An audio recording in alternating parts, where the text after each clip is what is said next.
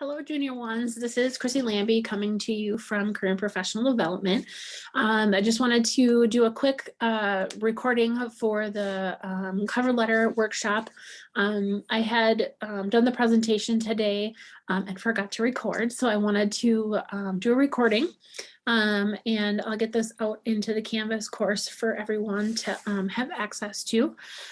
So just a couple of things before I jump into kind of the workshop. Just want to remind everyone that our commitment with the College of Nursing is that we want to see professional development sprinkled in throughout your program here while you're at UW Oshkosh with us.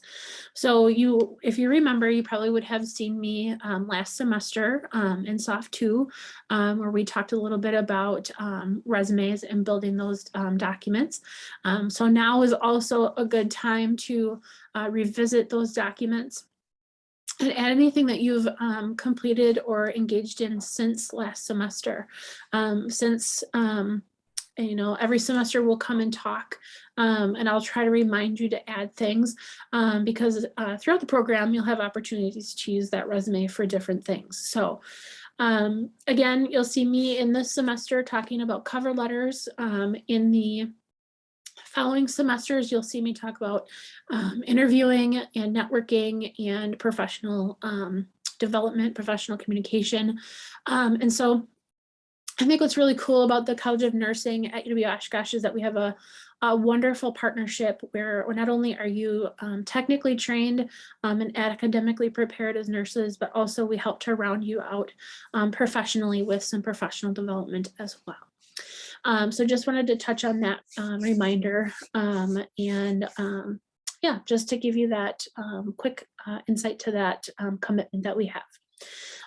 One other thing I will mention, every semester, you will see a professional development module in your clinical course, and you'll see one. I'll pull it up here in a minute to show you the one that we have here for this semester. But part of those modules reference a material that we use called the Get Hired Guide. You're not required to purchase it, but if you do purchase it, you can buy it one time and you can utilize it throughout your career here at UW Oshkosh. It's a really nice resource to have, and it allows you to utilize different chapters for different things. So this semester we would talk a little bit about the professional communication chapter. In that section there is content on how to develop and write a cover letter. So just a reminder that you do have that resource out there that you can purchase and you can use throughout your career here at UW Oshkosh. So with that, let's go ahead and jump in. I'm going to try to share my screen here correctly.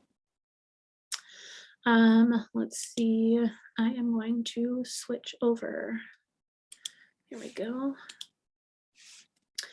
All right, so I was just mentioning a little bit of information here about the professional development module in Canvas. So you'll see here's an example from one of the sections. You'll see we have some learning outcomes, why cover letters are important, the reference to the Get Hired Guide and what you should be looking at in that chapter. We also include some video resources as well. Once I have this video from this recording, I will replace that cover letter presentation in the module so you can access the video. But additional resources that are out there. And then the deadline for the assignment, which is on 3/20 this semester. So you'll see that, that deadline posted there. I also want to showcase, we do have some supplemental information as well, a resource called Big Interview that everyone has access to in Handshake. So you're welcome to utilize that. There's really good interviewing resources, resume development, and also some cover letter information as well if you'd like to kind of refer to that. Also, you're going to see here in the chapter, once you've attended the workshop, I do have a QR code, so I'm going to pull that up here really quickly. If you didn't get a chance to participate in person, I would and I would like you to check in now. So if you haven't had the chance to come to the workshop, check in using the QR code that is posted here. And then that will check you in, and I'll be able to go in and look to see that you've reviewed this material. I would like you to complete that by 3:20 as well. So take a look at the content here, and then also have your assignment completed by 3:20 as well. So please check in if you get a chance to do so. That would be great. Thank you.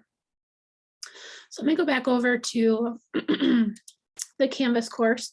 You'll also see in that section a rubric for how we will essentially go through and grade you. This assignment is a complete or incomplete. We do ask that you do complete it. If you don't, we will ask you to do so. The professional development expectations are required for each semester. So if you don't do it by the deadline, I will follow up and ask you to do so. You will also not only get graded on this rubric, but we will also offer some feedback on your submission as well, for additions, edits, or other recommendations on your submission. So you will have this available to you, and you'll be able to sort of Dropbox your assignment here prior to 3:20. It's our goal to hopefully have all of your resume or all of your cover letters, excuse me, reviewed by April 15th. If we get beyond that, I will communicate out where we're at with that process, but that is our goal. Okay. So with that, I want to jump over to our website and just show you on our website under student resources, we have some content here in the professional communication page on cover letters. We also have information on references, business cards, thank you letters, and electronic portfolio. But today we'll focus on cover letters. So there is 2 resources here that I like to showcase.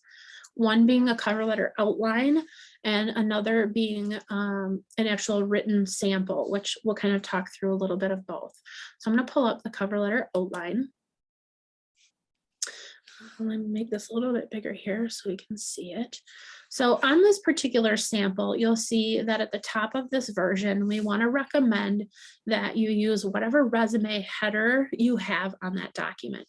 So use that same header on your cover letter, your resume, and your reference page. You want them to all look like they go together and that they're uniform. So whatever header you use, put that on each of those documents. And then we're going to set up a basic business letter format. So the day that you're sending your materials, the date, who you're sending your materials to, so your inbound address or your contact at the organization that you're applying for. Now, we do recommend that you try to do your best to personalize your cover letters if you're able to. I know sometimes it's hard to find that information, but if you're able to, please do your best to tailor it. You may have to call an organization and ask who that recruiter is attached to that particular position. And if you do, then go ahead and use that information on your document. If you can't find that information, obviously utilize the human resources department at the organization in which you're applying. Then we want to make sure that we are we have a greeting. In our greeting, we have a couple of recommendations here.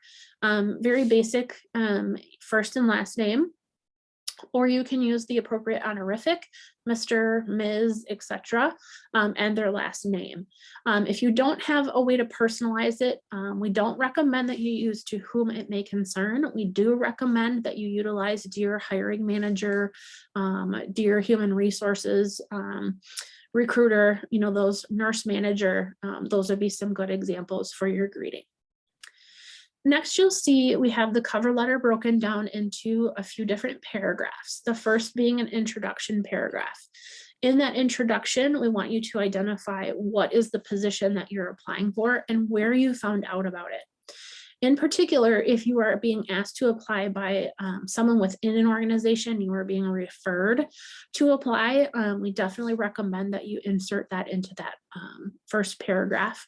Referral within healthcare is very big right now, and so I want to make sure that if you're being referred, a lot of times that will give your application a little bit more of a higher weight when it's looked at. We also encourage you to talk a little bit about why you're interested in the position and the company. So I think it's important to distinguish both. I want to see a little bit of information about, yes, why are you interested in this particular position? But also, what about this company or organization is appealing to you? A little bit of flattery always helps a little bit. So definitely giving some information about why you're targeting that organization. Then also a thesis statement, including maybe 2 skills or strengths that are related to the description and the qualifications, and why you think you are a qualified candidate for that position. The body can be broken into a second or a third paragraph if you need it. In these particular sections, we want to have concrete examples as to why you fit the criteria of the job that you're applying to.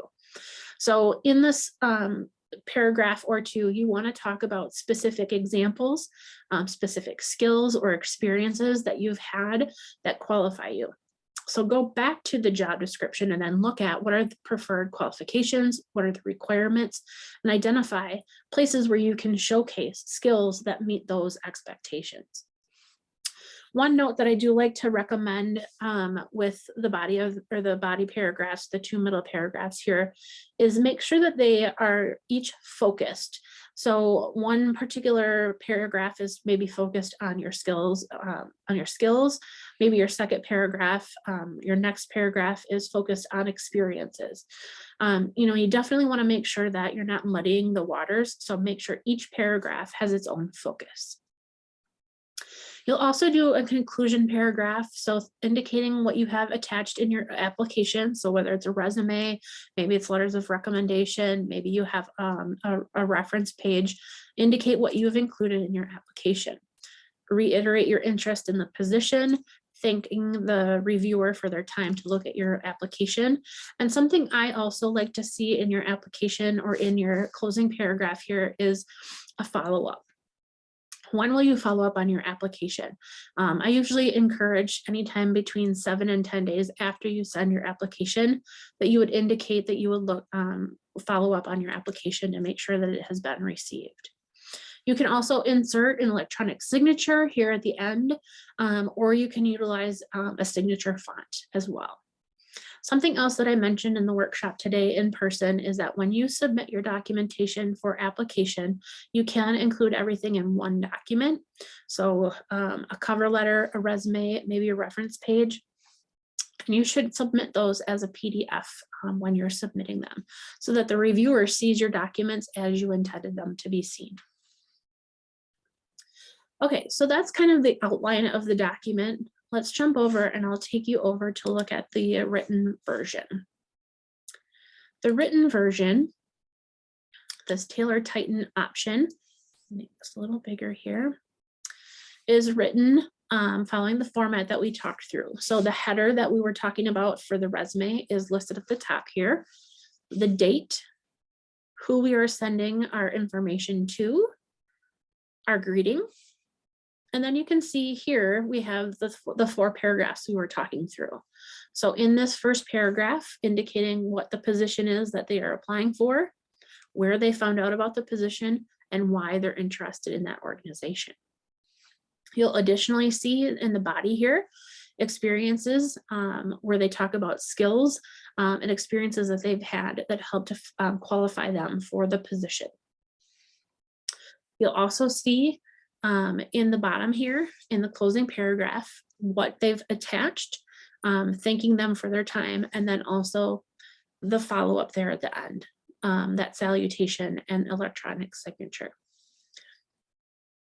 So I definitely recommend, if you've never written a cover letter before, certainly going back to, like I mentioned, the job description and utilizing that as sort of your starting point for information in terms of what you should be including in your cover letter and your resume, ideally, to make sure that you tailor your documents.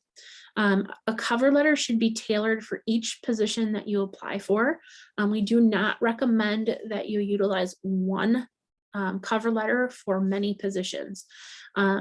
Recruiters have definitely shared examples where people have forgotten to change out organization names and identifying information that would disqualify you from consideration. So, we certainly encourage that, look at each job description as an individual position and create a separate cover letter for each position.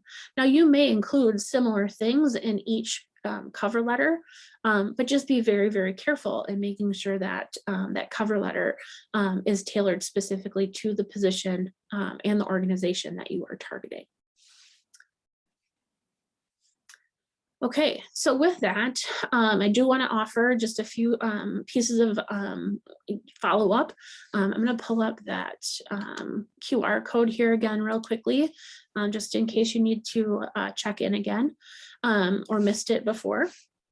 If you need any assistance with a cover letter or with your resume, and you'd like to have an opportunity to meet with me, you're welcome to schedule an appointment in Handshake, or you can call the Career and Professional Development Office at 920-424-2181, and our students will help you get scheduled in an appointment with me. If you need any assistance otherwise, drop me an email, reach out. Otherwise, thanks for popping in to check in on our quick workshop. Thanks. Have a good weekend.